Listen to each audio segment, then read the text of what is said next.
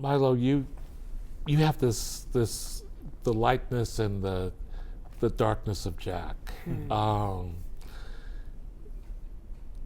And so many, first of all, so many fans of the show are interested in knowing How Jack died. how your character, and that seems to be kind of a sticking point with you. What? Because at times I feel like a television audience is a little fickle, especially given the time that we live in.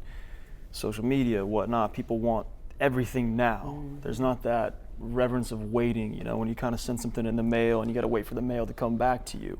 So I think that knowledge of knowing Jack is deceased in the present day, but not knowing how yet, people's desire to lock onto that and want to know that. I always tell them, I said, listen, don't worry about how he lived or how he died. Focus on how he lived.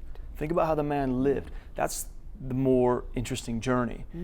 And also knowing that within the parameters of my character already being deceased in the present day, but yet I'm still working on the show. People are like, well, you're not going anywhere. I'm like, no, I'm still around, and there's still a whole bunch of stories of Jack and his wife and his kids at all these different multiple ages to play with.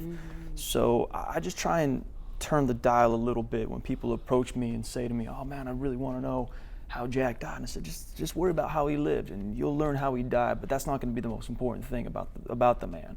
The most important thing about the man is how he impacts his kids, which you see in the present day. And then beyond that, how he impacts his wife, who you see in the present day. And I don't know, I think it's a more lasting memory to understand how a human being has lived and inspired the people around them than that one singular moment of how they passed away.